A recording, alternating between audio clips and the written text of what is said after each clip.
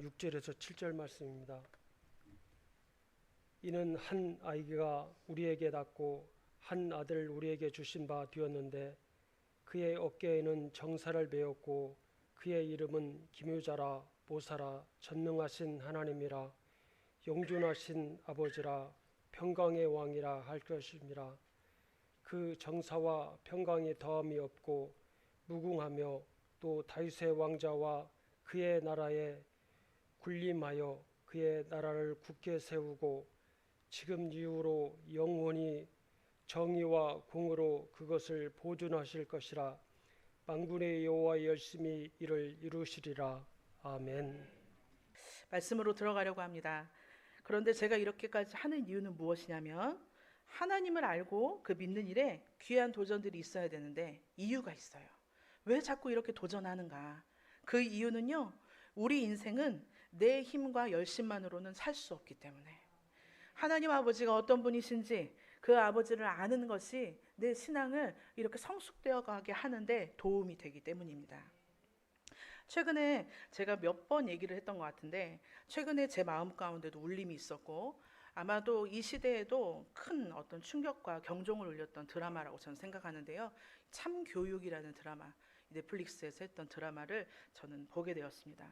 그런데 이제 결론까지 제가 다 봤어요. 봤는데 보면서 거기서 가장 이렇게 크게 드러났던 부분이 무엇이었냐면 청소년들이요, 살 빼느냐 또는 공부 잘하느냐 이런 이름으로 마약이라는 함정에 빠지는 장면들을 보게 되었습니다. 너무나 쉽게 이 살 뺄 수 있는 약이라고 해서 또는 공부를 잘할 수 있느냐 집중할 수 있는 약이라고 해서 굉장히 쉽게 약물의 중독의 늪에 빠져버리는 그 비극적인 현실을 이 참교육이라는 드라마에서 보여주고 있더라고요. 안타깝게도 제가 우리 청소년들에게도 물었습니다. 이거 정말 드라마가 좀 오버하는 거 아니야? 그랬는데 정말도 생각도 안 하고 우리 청소년들은 이렇게 얘기했어요. 현실이에요.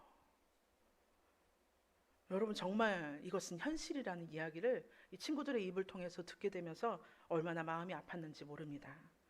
이제 대한민국은요, 더 이상 마약의 청정국이라고 말할 수 없습니다. 학생들과 또 직장인들의 일상의 깊은 그 삶 속으로 파고들고 있습니다. 그런데 이 전문가들, 그러니까 마약을 예방하고 중독을 이렇게 탈피하게 하려고 하는 전문가들이 이야기하는데요. 중독의 사실은 가장 무서운 것이 무엇이냐면 나의 의지를 무력하게 하게 한다는 거예요. 내 의지가 이제 더 이상 소용없게 만들어버리는 그것이 참으로 무서운 거라고 말했습니다. 그런데 우리가 시작할 때는 이렇게 생각하는 거예요. 나는 조절할 수 있어. 내가 이번에 공부 잘하는 약을 딱 한 번만 먹고 한번 나는 시험 보고 잘한 다음에 이제는 안 먹을 거야. 내가 한번 다이어트 쫙 한 번 빼고 다 빠지고 나면 이제는 안 할 거야. 그런데 그 의지의 무력화가 우리 안에서 움직입니다. 그렇게 나를 신뢰하고 내 열심을 가지고 우리는 그것을 시작합니다. 그러나 이 마약으로 인해서 뇌에 굉장히 강한 이 도파민이 한번 건드려지고 나면요, 거기에 노출이 되고 나면 뇌의 회로가 정말로 회복될 수 없는 상태로 망가진다고 합니다. 인간의 어떤 결단과 노력이 아무리 힘을 쓰려고 해도 그것은 아무리 뒤늦게 후회를 해도 소용이 없는 것이죠. 스스로는 그 사슬을 끊어낼 수 없는 상태로 만들어버리는 것입니다.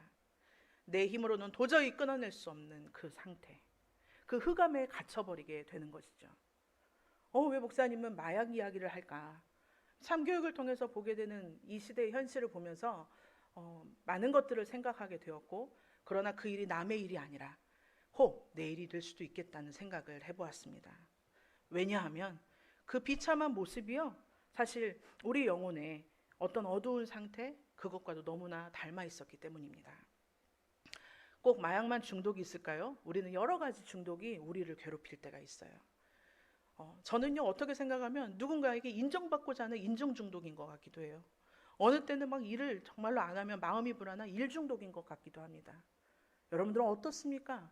여러분들 꼭 어떤 약물이 아니라, 그게 꼭 술이 아니라, 여러분들 우리의 삶 가운데 오고 있는 좋은 것 같으나 분명히 중독되고 있는 것들이 있습니다.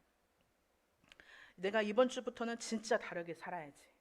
내가 정말 원망하지 말고 감사해야지. 이런 마음들을 열심을 다해 결단해 보지만 마음처럼 쉽지가 않습니다. 그 어떤 내가 중독된 자리, 내 마음대로 되지 않는 그 자리, 우리 그것으로부터 어떻게 하면 해방될 수 있을까? 저는 오늘 그 이야기를 해보고 싶은 것입니다.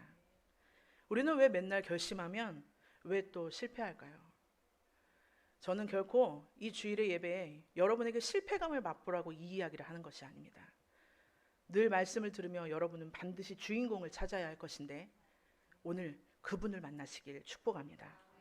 우리에게 필요한 것은요, 어떤 대단한 결심, 의지, 또는 내가 정말로 이것은 한번 마침내 해보리라는 계획, 이것이 아니라 그것보다도 더 능가하는 더 큰 사랑이 우리에게 필요합니다. 내 열심이 아니라 하나님의 열심이 우리에게 필요한 것입니다.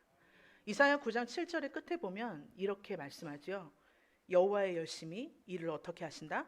이루시리라. 오늘 이 말씀이 끝나는 그 순간까지 여호와의 열심을 붙잡으십시오. 여호와의 열심이 이를 이루시리라. 이 말씀을 통해서 내 힘을 내려놓고 우리가 마침내 마침표를 찍으시는, 마침내 세우시는 하나님의 열심 속으로 들어가는 오늘 이 시간이 되기를 축복합니다. 왜 우리에게 하나님의 열심이 필요한가?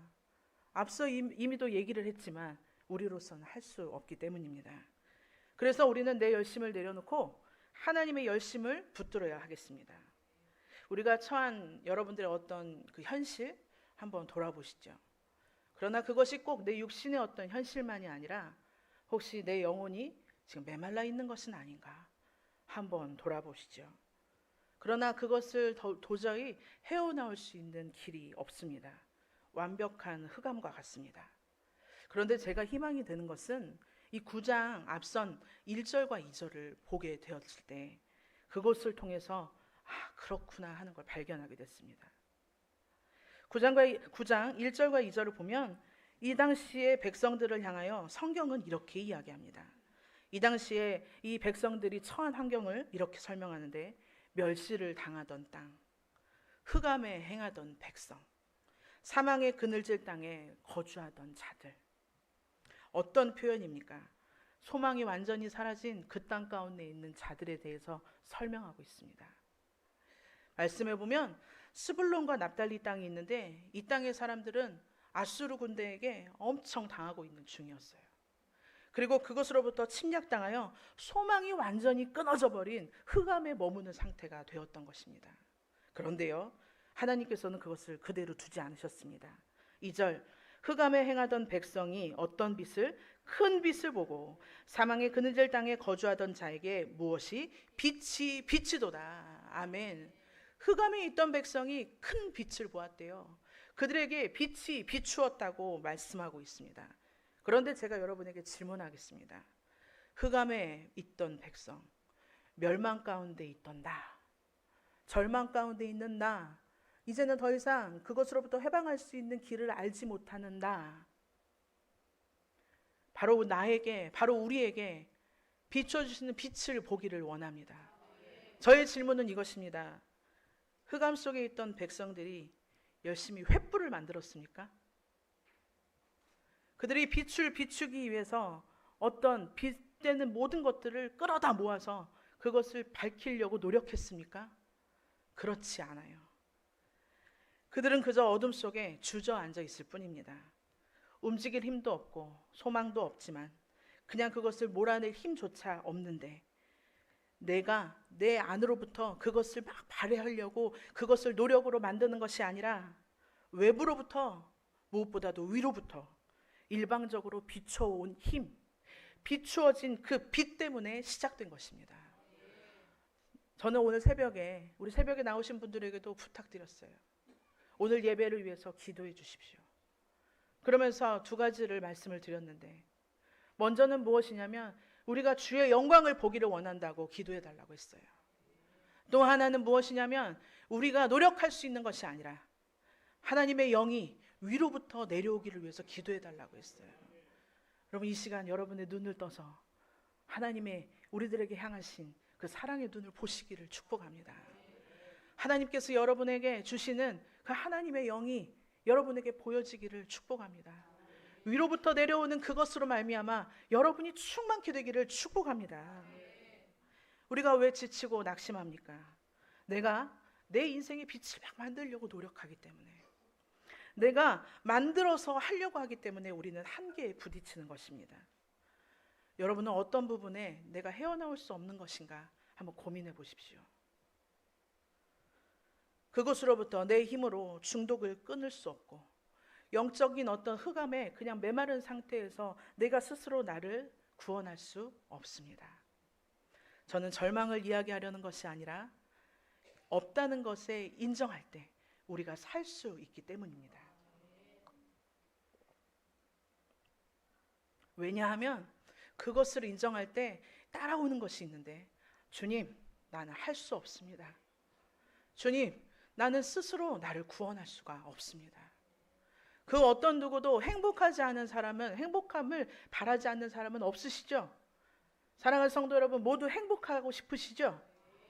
어제 우리 청소년들이랑 밥을 먹는데 엄청 행복해 하더라고요. 그런데 엄청 행복한데 배부르니까 힘들어 하더라고요. 막 채울 때는 너무 행복했는데 배가 부르니까 이제는 또 고민을 하는 거예요. 사람이 채우는 것은 절대 우리를 만족시킬 수도 없고 우리를 온전히 구원할 수 없다는 것을 오늘 인정하는 날이 되기를 축복합니다. 왜냐하면 우리가 인정할 때 따라오는 것이 뭔 줄 아세요? 바로 비로소 인정할 때 하나님을 볼 수 있기 때문입니다. 그리고 이렇게 고백하게 되겠지요. 주님, 저 행복하고 싶어요. 그런데 주님, 저 진짜 행복하고 싶어요. 거짓 말고 진짜 행복하고 싶은데, 그래서 제게는요 하나님이 필요해요. 그 이야기를 할 수 있기 때문입니다. 제게는 하나님이 필요합니다. 제게는 하나님이 필요합니다. 하나님의 열심이 여러분을 향하여 오늘 무엇을 하셨는지를 보기를 축복합니다. 로마서 5장 8절은 이렇게 얘기했습니다. 우리가 아직 죄인 되었을 때에 그리스도께서 우리를 위하여 죽으심으로 하나님께서 우리에 대한 자기의 사랑을 확증하셨느니라. 우리가 아직 죄인 되었을 때에, 우리가 아직 그 흑암 속에 있을 때에, 우리가 무엇으로부터 벗어나지 못할 때에 주님은 우리를 그냥 두지 않으시고 참된 빛으로 우리에게 비추시사 그 빛 예수 그리스도로 우리에게 내어주심으로, 죽으심으로 하나님께서 우리에 대한 자기의 사랑을 증명, 확증시켜줬다는 말씀입니다. 사랑하는 성도 여러분, 구원의 시작은요 우리가 먼저가 아니에요. 하나님의 은혜가 먼저고, 내 열심이 아니라 나를 찾아오신 하나님의 일방적인 열심이 그 시작입니다. 여러분, 그 사랑 받으셔서 지금 이 자리에 나오셨잖아요. 그러니 저는 절망을 이야기하는 게 아니에요. 지금 무엇을 보아야 할지 그것을 명확히 보므로 여러분의 참 소망된 주님을 붙드시기를 축복합니다. 하나님의 열심, 하나님이 열심을 내신데, 그런데 그거 내 삶 가운데 지금 어떻게 내고 계신 거지? 한번 우리 그거 찾아보겠습니다. 우리를 찾아오신 하나님의 열심은 구체적으로 그 열심이 우리들에게 왔을 때, 그 빛을 우리들에게 비추셨을 때 우리의 삶은 마침내 바뀌기 시작합니다. 어떻게 바꾸시는가? 첫 번째, 우리의 무거운 멍에, 우리가 정말로 벗어버리고 싶지만 쉽게 벗겨지지 않은 그 상처, 우리의 어떤 대적들의 막대기, 그런 것들을요 초자연적인 능력으로 주께서 직접 꺾어버리십니다. 내가 꺾는 게 아니에요. 아버지께서 꺾으시는 거예요. 우리 오늘 앞선 4절을 한번 보겠습니다. 우리 4절을 같이 한번 읽어볼까요? 이는 시작. 이는 그들이 무겁게 맨 멍에와 그들의 어깨의 채찍과 그 압제자의 막대기를 주께서 꺾으시되 미디안의 날과 같이 하셨음이니이다. 아멘. 하나님은요 이렇게 직접 꺾으세요. 그런데 어떻게 꺾으시는가? 미디안의 날과 같이 하시겠대요. 하나님이 우리를 짓누르던 죄와 상처의 멍에 이런 것들을 꺾으시는데, 다시 한번 미디안의 날과 같이 하시겠대요. 여러분, 미디안의 날 무엇을 기억하십니까? 이렇게 말씀하신 것은 미디안의 날은요 기드온의 300용사로 전쟁에 이겼던 그 순간을 우리는 기억합니다. 미디안의 군대는 몇 명이었냐면요 13만 5천 명이었어요. 그런데 기드온의 용사는 몇 명이었을까요? 300명이었어요. 13만 5천 대 300명. 이 게임이 됩니까? 쉽지 않죠. 우리는 그렇게 계산할 것입니다. 그러나 이 전쟁은 무기도 없고 갑옷도 없던 그 군사들, 이 300명의 군사를 통해서 미디안의 13만 5천을 이기게 하신 전쟁입니다. 우리는 그거 게임이 될까요? 했더니 여러분들이 대답하셨어요. 아니요. 인간의 계산과 수단은 우리는 안 된다고 이야기합니다. 그러나 여러분이 사랑하시는 그 아버지, 아니 우리를 사랑하는 그 아버지는 가능하십니다. 인간의 계산과 수단을 철저히 배제하고 너희들이 했다 말하지 않게 하기 위해서 아버지께서 친히 일하십니다. 오직 하나님의 능력으로만 그 승리를 쟁취하신 사건이 그때의 그 사건으로 끝나는 것이 아니라 지금 우리의 삶 가운데 그대로 일어나는 사건인 것을 믿으시기 바랍니다. 사랑하는 성도 여러분, 하나님의 열심은요, 우리의 조건이나 자격을 보는 것이 아니세요. 우리조차도 그냥 손을 놓고 있는 순간들이 많아요. 저도 어떤 것들이 막 일이 압박감으로 올 때 저의 안 좋은 습성 중에 하나는 이것에 대해서 막 도망가고 싶을 때가 있어요. 감당하는 게 아니라. 왜? 내 계산으로는 그게 안 되거든요. 그런데 그것은 너무나 어리석은 선택. 그 순간이 그 염려가 두려움이 올 때 우리가 바로 선택할 수 있는 가장 정확한 방법은 그 자리에 바로 무릎 꿇는 것. 내 계산과 수단으로는 안 되지만 나를 온전히 구원하실 그 하나님 앞에 바로 무릎 꿇는 것. 그것이 우리가 해야 할 일입니다. 우리가 손을 놓고 오직 주님만 바라볼 때, 무릎 꿇고 주님을 바라볼 때 주님은 주님의 방법으로 우리의 삶을 짓누르고 있었던 멍에, 우리의 상처로 정말로 이걸 어떻게 해야 될까 헤어나오지 못하는 그 상태, 우리를 억압했던 막대기를 주께서 친히 꺾으십니다. 결정적으로 내게도 그런 일이 있었나? 여러분 생각하고 계실까요? 그러나 결정적으로 예수 그리스도의 십자가, 그리고 십자가의 그 이후의 부활, 그것은 내가 절대 어떻게 벗어낼 수 없는 그 죄와 사망으로부터 우리를 깨뜨리셨습니다. 그래서 이제 우리는 유혹은 여전히 받을 수 있어요. 유혹은 여전히 받고 시험이 우리들에게 올 수 있어요. 그러나 아버지의 자녀이기 때문에 유혹의 종, 죄의 종은 우리는 될 필요가 없는 것입니다. 사랑하는 성도 여러분, 우리 하나님께서 그렇게 꺾으시는 주님은 또 어떻게 일하시는가? 오늘 이 부분에서 여러분이 나의 하나님을 반드시 붙잡았으면 좋겠는데, 예수의 어떤 성격을 표현하는 5가지 이야기가 있습니다. 이 5가지 이름을 가진 한 아기를 통해서 우리 삶을 영원토록 지켜주십니다. 하나님이 인간의 멍에를 꺾으시는 결정적인 방식은요, 거대한 군대가 아니었어요. 아까 미디안의 날처럼 14만 5천을 300명이 대적했던 것처럼 한 아기를 통해서 우리의 인생을 완전히 바꾸셨습니다. 6절의 말씀을 한번 볼까요? 6절, 이는 한 아기가 우리에게 낳고 한 아들을 우리에게 주신 바 되었는데 그의 어깨에는 정사를 메었고 그의 이름은 기묘자라, 모사라, 전능하신 하나님이라, 영존하시는 아버지라, 평강의 왕이라 할 것임이라. 아멘. 6절의 말씀처럼 여기에서 한 아기가 등장하는데, 아기가 어떻게 나를 구원할 수 있을까요? 나를 구원하려면 여러분은 무엇을 붙잡으시겠습니까? 그러나 성경은 가장 연약하고 무력해 보이는 한 아기를 등장시킵니다. 주 예수 그리스도를 이 땅에 선물로 보낸 그날, 하나님께서는 가장 이해할 수 없는 신비로운 방법으로 우리들에게 해결을 하셨습니다. 가장 연약해 보이나 그 아기는 온 우주의 정사를 다 책임지는 권세의 자이십니다.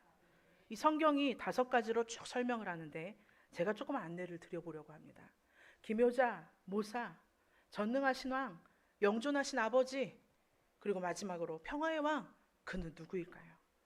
기묘자는요, 이렇게 생각하시면 돼요. 기적 그 자체를 일으키시는 분.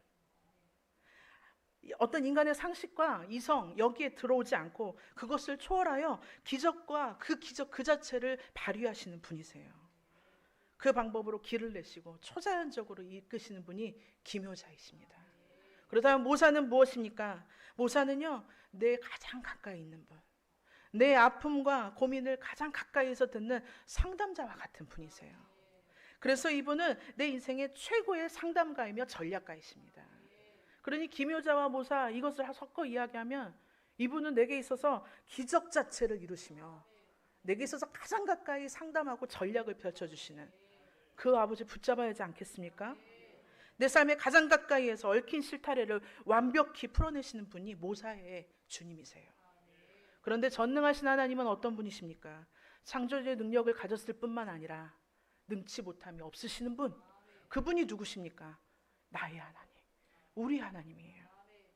영존하신 아버지는 이것입니다. 아버지와 자녀의 관계를 끊을 수 있습니까, 여러분? 절대 끊을 수 없습니다.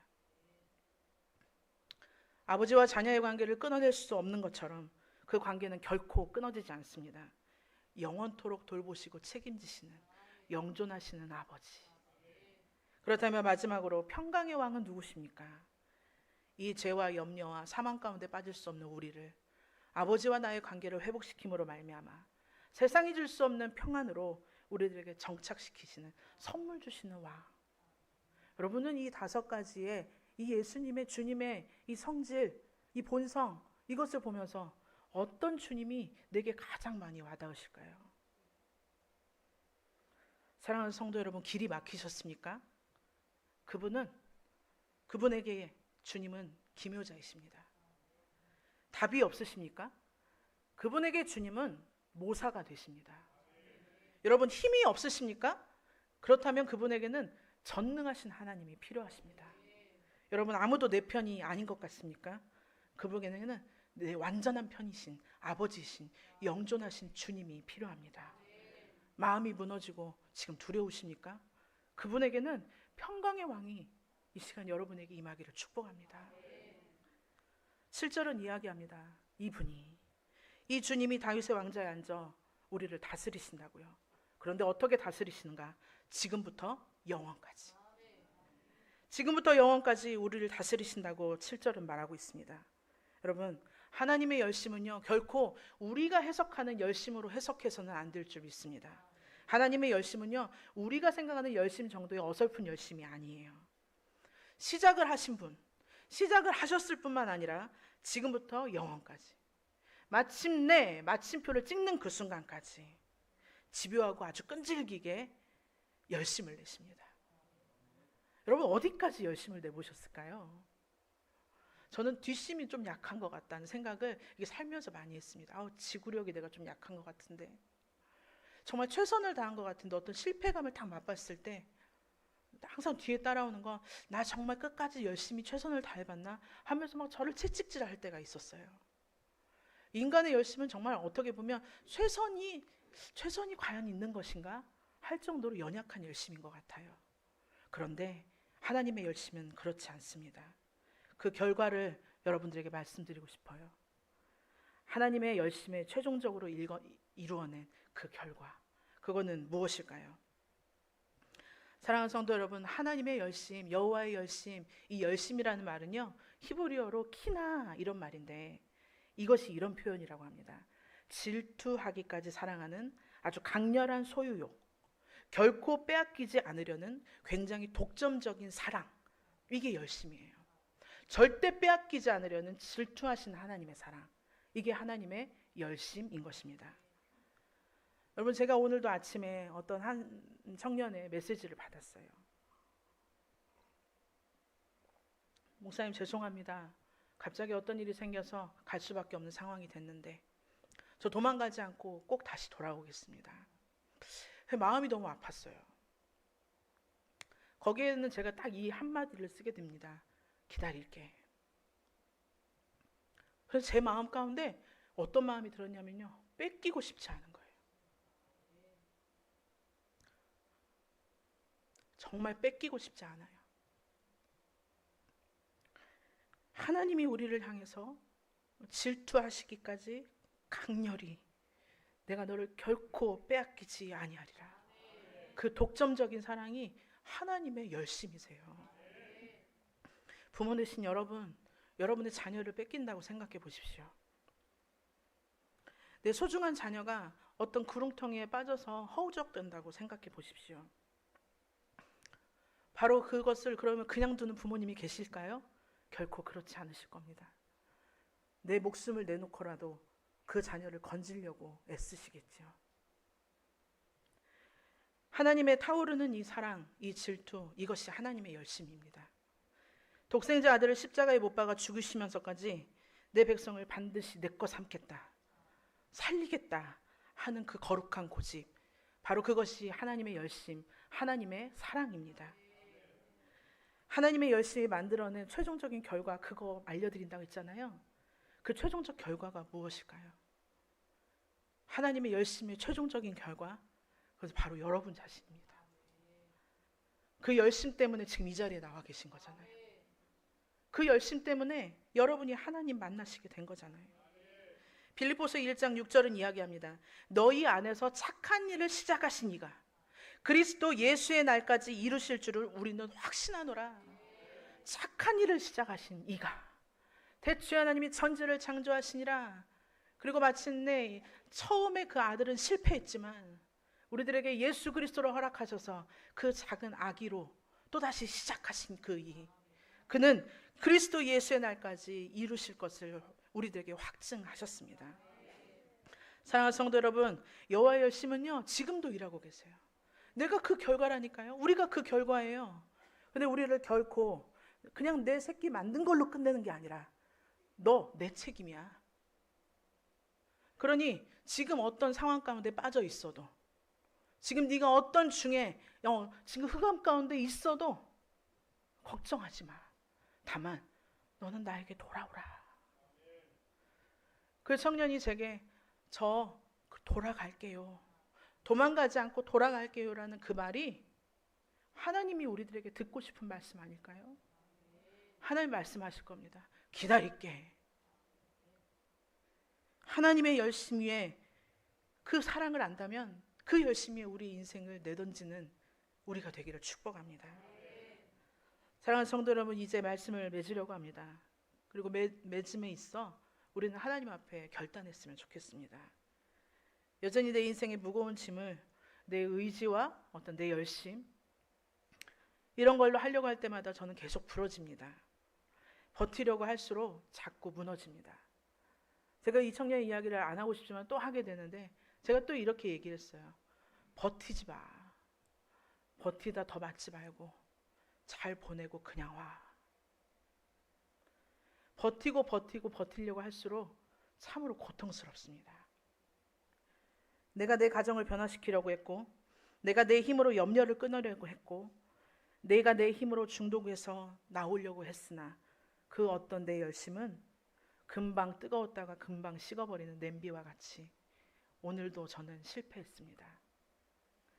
그러나 이제 나를 괴롭히는 그 막대기가 아니라, 또는 내가 붙잡고 있었던 부러져 버릴 것 같은 막대기가 아니라, 우리는 지금 이 막대기를 붙잡기를 원합니다.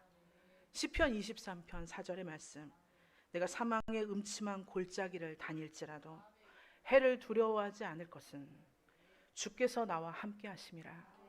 주의 지팡이와 막대기가 나를 안위하시나이다. 주의 지팡이를 붙드시기를 축복합니다. 우리를 흑암에서 건져내신, 빛으로 세우신, 빛을 비춰주신 그 하나님, 마침내 완벽하게 마침표를 찍으실 그 하나님, 오늘 기다리는 이 시간을 지나가시는 사랑하는 우리 성도 여러분이요, 지금 잘 지나가고 계십니다. 그것을 붙들므로 내 열심이 아닌 하나님의 열심에 의지하여 오늘을 살아가시기를 축복합니다. 그러면 나 열심 안 내도 되나? 아니요, 열심 내셔야 돼요. 최선을 다하고 살지 말라는 것이 아니라, 열심을 내어 최선을 다하고 살아가나, 혹 거기에서 넘어졌다고 하여, 혹 내가 어떤 결과가 나오지 않았다 하여 두려워하거나 절망하지 마십시오. 나의 어설픔보다 하나님의 열심이 훨씬 더 크십니다. 나의 약함보다 하나님의 강함은 이루 말할 수 없이 크십니다. 그 신실하고 뜨거운 하나님의 열심, 그것에 하나님의 사랑에 여러분의 인생 전체를 맡겨드리기를 진심으로 축복합니다. 그러니 저는 오늘 하나님을 섬기는 것에 전혀 후회가 없습니다. 저는 하나님이 필요합니다. 그 하나님을 믿는 일은 내게 행복이며, 그 하나님을 믿어야만이 나는 살 수가 있습니다. 우리 그러한 마음으로 함께 일어나서, 주님, 내가 주님을 믿는 거 저는 전혀 후회가 없습니다. 주님, 나와 함께 해주십시오. 주님 감사합니다. 내 삶의 무너진 자리에 나는 주님이 필요합니다. 사방이 막혀 어떻게 해야 될지 모를 때 기묘자로 모사로 내 힘으로 안 되는 장벽 앞에 전능하신 하나님으로 무엇보다도 나를 놓치지 아니하시는 영원하신 아버지, 영원히 존재하시는 아버지로 불안하고 두려운 내게 평화의 왕으로 와주시니 감사합니다. 이 한 주 아버지 붙잡고 살아가게 하여 주시옵소서. 내 뜻대로 되지 않아 눈물을 흘리는 그 자리에 주여 빛으로 임하소서. 내 인생의 마침표를 멋지게 찍어주실 주님, 저는 주를 섬기는 것에 후회가 없습니다. 저의 열심이 아니라 아버지 열심에 기대어 아버지 오늘을 지나가게 하여 주시옵소서. 하나님, 이 시간도 주여를 외치며 주 앞에 기도하는 모든 영혼들의 기도를 들어주시니 감사합니다. 하나님 앞에 간절히 원하는 것은 우리들이 아버지 마음이 상하고 또 몸이 상한 지체들이 있습니다. 원치 않았는데 아버지 침대에서 떨어지고, 원치 않았는데 사고가 있었고, 원치 않았는데 나의 삶의 기업의 현장에서 사고가 있어 아버지 찢긴 곳이 생겼습니다. 골절이 생겼습니다. 그러나 그 다친 곳 위에 주님 이 시간 손을 대주시고 모든 것들을 봉합하여 주시옵소서. 아버지 흐트러져 있는 모든 관절과 모든 것들이 스스로 아버지 치료를 잘 마치게 하셨으니 하나님 그곳이 다시 새살이 돋고 모든 것들이 재연결되어 일어나 아버지 기능할 수 있도록 주님 축복하여 주시옵소서. 이 부족한 종 다 알지 못하나 주님 앞에 주여 하며 나를 살려달라고 외치는 주의 자녀들의 기도를 들으시사 이 시간도 나사렛 예수 그리스도의 이름으로 명하노니 모든 끊어져 있는 것들아 연결될지어다. 주님께서 근육과 세포와 조직과 머릿속부터 발끝까지 모든 기능들이 연결되게 하시고 새 기능으로 돌아가 이전보다 더욱더 좋게 사용되어질 수 있도록 주님 붙들고 아버지 나아갈 수 있도록 주님 축복하여 주시옵소서. 마음에 병든 자들이 있습니까? 그 마음을 살피시사 흔들리고 뽑혀진 막대기를 붙잡고 두려워하는 것이 아니라 영원히 나의 지팡이 되시며 막대기 되시는 참 목자 되시는 주를 붙드는 이 시간 되게 하시고 하나님 흔들리는 마음, 그 아픈 마음에 빛으로 임하소서. 하나님의 열심이 되게 무엇인가? 나를 뺏기지 아니려는 하나님의 그 찐 사랑, 그 사랑 안에 아버지 거하게 하여 주시옵소서. 하나님 이 시간도 주님 앞에 그 사랑에 감사하여 주님 앞에 예물 올려드립니다. 이곳에는 많은 제목들이 있습니다. 일일이 다 읽어보지 않으나 주님 앞에 나의 인생이 주의 것입니다 하고 드리는 주님 복된 것을 주여 받아주시옵소서. 이곳에는 우리 어린아이들의 마음이 그 믿음의 심령의 아버지 예물이 또한 있습니다. 주여 받아주시옵소서. 내 인생을 책임질 것이 누구신가? 아버지 그것을 온전히 발견하는 우리 어린 자녀들 되게 하소서. 세상에 그 어떤 것을 한번 붙들어 봐라. 결국 안 되는 것을 알게 하시고 참으로 아버지 내 인생을 책임지고 갖고 가실 분이 누구신지를 알아. 그 아버지께 붙들림 받고 이 세상에서 마땅히 선한 영향력 가운데 리더로서 자라갈 수 있도록 우리 자녀들을 축복하여 주시옵소서. 하나님 이 예물을 받으시사 아버지 주 앞에 아버지 마음과 몸과 일주일 동안도 섬김으로 아무도 모르는 곳에서 아버지 눈물을 흘리며 섬겼던 모든 이들을 주님 축복하시사 하늘의 것으로 땅의 것으로 원천의 복으로 주여 필요할 때마다 입히시고 먹이시며 닳지 않도록 인도하여 주시옵소서. 주님 그렇게 하실 줄 믿고 감사를 드립니다. 지금은 우리 구주 예수 그리스도의 은혜와 하나님 아버지의 무한하신 사랑하심과 내 주에 역사하시는 성령님의 위로 감화 감동 교통하심이 오늘 이 자리에 나와 하나님 그 열심이 나를 향한 것이었군요. 하나님 내 열심으로 살았는데 그 열심의 사랑이 나를 향한 질투하는 하나님의 아버지의 사랑이었군요. 그것을 발견함으로 아버지 이 한 주간 주님과 손 꼭 붙잡고 가겠습니다. 결심하는 아버지의 자녀들과 저들의 가정과 기업 위에 그리고 아파하며 눈물 흘리는 회복되고자 하는 이 한국교회 위에 그리고 저물어 가며 다시 회복을 꿈꾸는 이 땅 가운데에 이제로부터 영원토록 함께 하시기를 간절히 축원하옵나이다. 아멘.